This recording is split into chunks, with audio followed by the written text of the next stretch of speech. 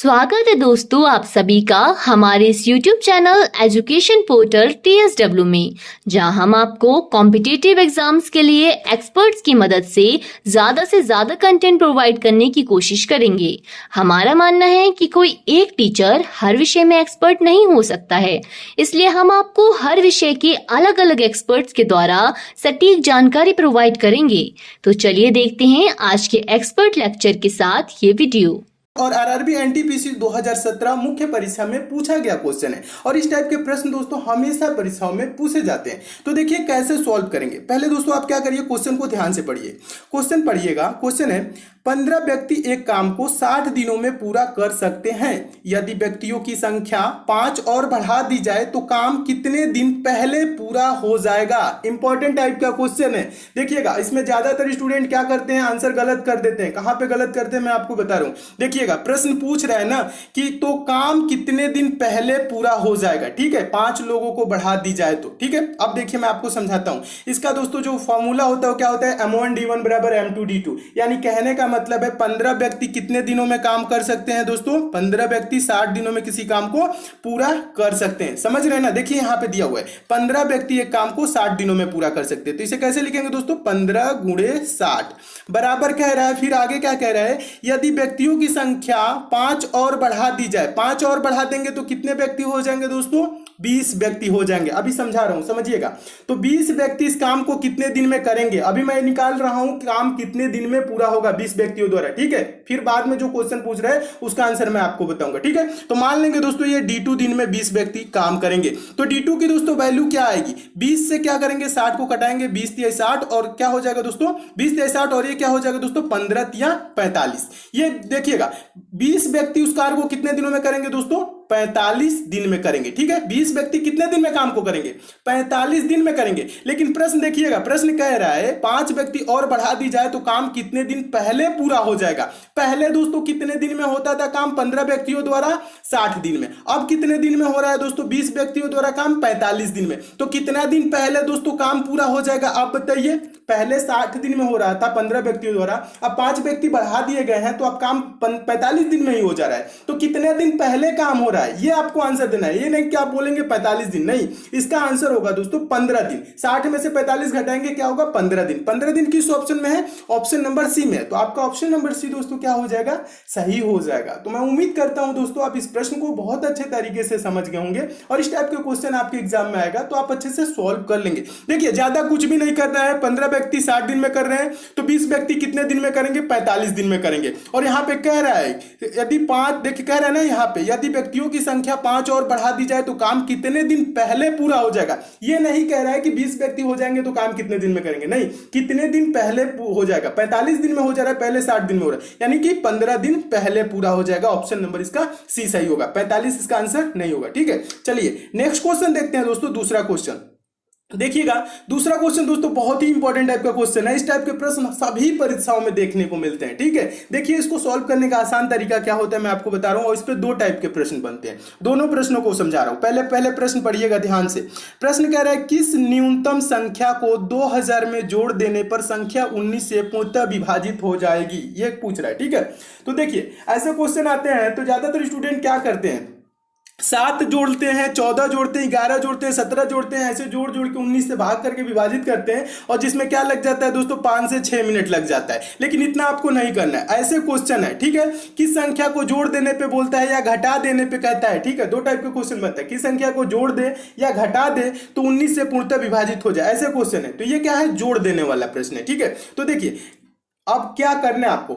देखिए ये कह रहा है ना किस न्यूनतम संख्या में, देखिएगा सॉरी यहां कह रहा है किस न्यूनतम संख्या को 2000 में जोड़ देने पर 19 से पूर्णतः विभाजित हो जाती है। तो इस टाइप के क्वेश्चन है तो आप क्या करेंगे, 2000 को लिखेंगे यहां पे, ठीक है, और इसको 19 से भाग करेंगे। सिंपल क्या करना है दोस्तों, 19 से भाग। 19 दहा में क्या होगा दोस्तों, 19 दहा में हो जाएगा आपका 190 हो जाएगा। 200 में से 190 जाएगा क्या होगा 10। अब क्या करेंगे, एक जीरो है इसको लिख लेंगे, फिर कटाएंगे तो दोस्तों कितने बार में, 19 × 5 = 95। क्या होगा दोस्तों, 19 पच्चे 95 हो जाएगा। अब देखिए शेष में क्या आया दोस्तों, शेष में 5 आ रहा है। दोस्तों ये जो शेष में 5 आया है ना, देखिएगा यहीं से इसका आंसर निकलता है। देखिएगा अब मैं आपको समझा रहा हूं, शेष में 5 आ रहा है तो 5 में दोस्तों कितना जोड़ दे कि 19 हो जाएगा। आप क्या करेंगे, 19 में से आप चाहे तो 5 को घटा सकते हैं, 14 और जोड़ देंगे। क्या होगा, 14 और जोड़ेंगे तो क्या हो जाएगा, ये 19 हो जाएगा। अगर जो ये 2014 रहता तो क्या हो जाता दोस्तों, यह 19 से पूर्णतः विभाजित हो जाता।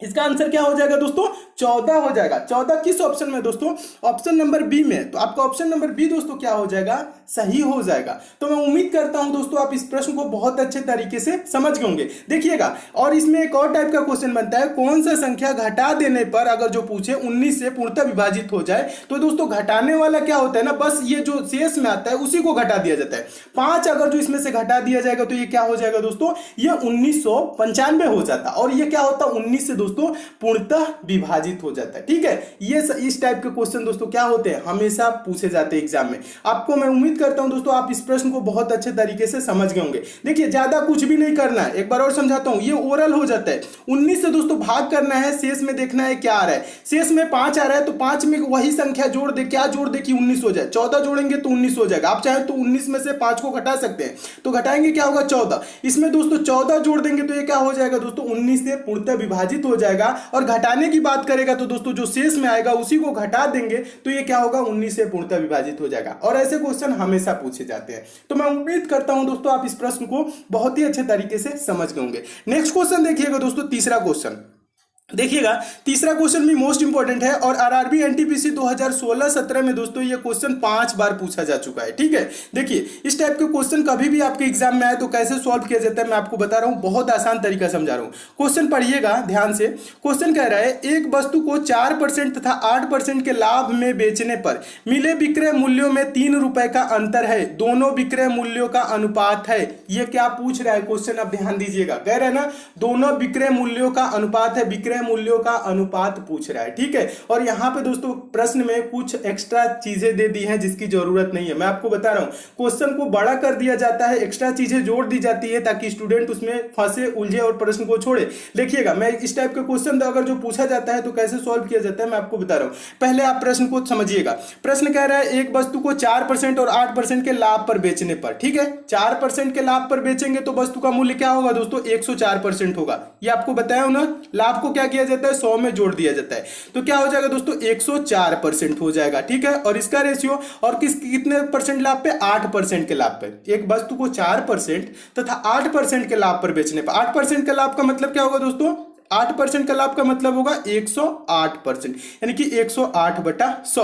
ये 100 से 100 कैंसिल हो जाएगा। ठीक है, 100 से 100 कैंसिल हो जाएगा और इसको 4 से दोस्तों हम कटाएंगे तो ये क्या होगा, 4 दूना के 8, 4 6 के 24 और ये क्या होगा दोस्तों, 4 दूना के 8 और ये 4 7 28। रेशियो दोस्तों इसका क्या आया है दोस्तों, 26 और 27 का रेशियो आया है। ये रेशियो क्या है दोस्तों, लाभ पर बेचने पर। और यहाँ कह रहे हैं ना, दोनों विक्रय मूल्यों का अनुपात होगा। 4% के और 8% के लाभ ही पे तो बेच रहे हैं तो विक्रय मूल्यों का अनुपात दोस्तों क्या होगा, 26:27 होगा। 26:27 किस ऑप्शन में दिया है, तो ऑप्शन नंबर सी में दिया है। तो आपका ऑप्शन नंबर सी दोस्तों क्या हो जाएगा, सही हो जाएगा। लेकिन दोस्तों आपके दिमाग में आ रहा होगा, यहां कह रहा है विक्रय मूल्यों में 3 रुपए का अंतर है। तो दोस्तों इस लाइन का इस प्रश्न से लेना देना कुछ भी नहीं है, क्योंकि यहां विक्रय मूल्य दे दिया है, 4% लाभ और 8% लाभ, और इन्हीं का दोस्तों क्या पूछ रहा है, अनुपात पूछ रहा है। बस यही पूछ रहा है। अगर जो ये पूछे दोस्तों पहले का विक्रय मूल्य क्या होगा और दूसरे का विक्रय मूल्य क्या होगा, तो पहले का दोस्तों विक्रय मूल्य क्या होगा और दूसरे का विक्रय मूल्य क्या होगा, ऐसे पूछे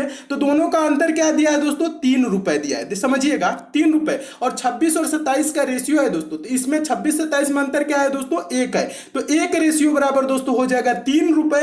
तो 26 रेशियो की वैल्यू निकाल लेंगे और 27 रेशियो की वैल्यू निकाल लेंगे। 26 रेशियो की वैल्यू निकालेंगे तो 26 गुणे 3 हो जाएगा। 27 रेशियो की वैल्यू निकालेंगे तो 27 गुणे 3 हो जाएगा। ठीक है, अगर जो पहले का विक्रय मूल्य पूछे, 4% वाले का विक्रय मूल्य पूछे या 8% का विक्रय मूल्य पूछे तब। लेकिन इस प्रश्न में इतना कुछ भी नहीं कहा है। जब इतना कुछ भी नहीं कहा है तो आपको सिंपल करना क्या है दोस्तों, 104 और 108 का रेशियो कर लेना है। क्या हो जाएगा दोस्तों, 26 और क्या हो गया दोस्तों, 27, यही रेशियो विक्रय मूल्यों का ये अनुपात हो जाएगा। 26-27 किस ऑप्शन में? Option number C. बस इतना ही इसका आंसर होगा। ठीक है, तो मैं उम्मीद करता हूं दोस्तों आप इस प्रश्न को बहुत अच्छे तरीके से समझ गए होंगे और इस टाइप का क्वेश्चन आपके एग्जाम में आएगा तो आप अच्छे से सॉल्व कर लेंगे। चलिए दोस्तों देखते हैं अगला क्वेश्चन। दोस्तों एक चीज और बता दूं, लास्ट में मैं आपसे एक क्वेश्चन पूछूंगा जिसका आंसर दोस्तों आपको कमेंट करके बताना है। मैथ का बहुत ही इंपॉर्टेंट टाइप का क्वेश्चन है, उसे आप क्या करेंगे दोस्तों? कमेंट जरूर करेंगे। चलिए देखते हैं चौथा क्वेश्चन। दोस्तों चौथा क्वेश्चन देखिएगा, बहुत ही इंपॉर्टेंट टाइप का क्वेश्चन है और इसके दोस्तों सॉल्व करने के लिए इस टाइप के प्रश्नों को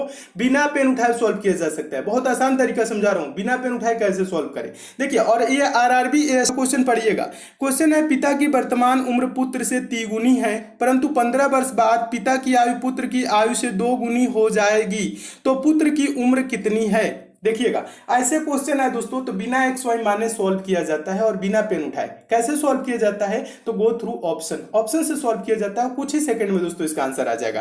देखिए कैसे ऑप्शन से सॉल्व किया जाता है। प्रश्न को एक बार और समझाता हूं। पिता की वर्तमान उम्र पुत्र की उम्र से, देखे पिता की वर्तमान उम्र पुत्र से क्या है दोस्तों? 3 गुनी है। अब कह रहा है परंतु 15 वर्ष बाद पिता की आयु पुत्र की आयु से 2 गुनी हो जाएगी। ठीक है, तो पुत्र की उम्र कितनी है? तो मान लेंगे दोस्तों पुत्र की उम्र, पहला ऑप्शन 15 वर्ष है, तो पिता की आयु क्या है? 3 गुनी है, तो कितनी वर्ष हो जाएगी दोस्तों? 45 वर्ष हो जाएगी। और फिर अगले लाइन में कह रहा है परंतु 15 वर्ष बाद पिता की आयु पुत्र की आयु की 2 गुनी हो जाएगी। 15 वर्ष बाद पुत्र की आयु क्या होगी दोस्तों? 15 साल और जोड़ लेंगे, 30 साल हो जाएगी। और 15 वर्ष बाद पिता की आयु दोस्तों क्या हो जाएगी? 45 में 15 जोड़ेंगे तो क्या हो जाएगा? 60 हो जाएगा। और यहां कह रहे हैं ना 15 वर्ष बाद पिता की आयु पुत्र की आयु की 2 गुनी हो जाएगी।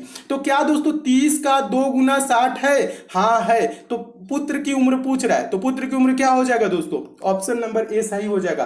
पुत्र की उम्र होगा 15 वर्ष। तो इसका आंसर क्या होगा? 15 वर्ष, यही आंसर हो जाएगा। तो क्या दोस्तों इसके लिए आपको पेन उठाने की जरूरत है? नहीं, बिना पेन उठाए भी इसको आप सॉल्व कर सकते हैं। तो मैं उम्मीद करता हूं दोस्तों आप इस प्रश्न को भी बहुत अच्छे तरीके से समझ गए होंगे और इस टाइप के भी क्वेश्चन आपके एग्जाम में आएगा तो आप अच्छे से सॉल्व कर लेंगे।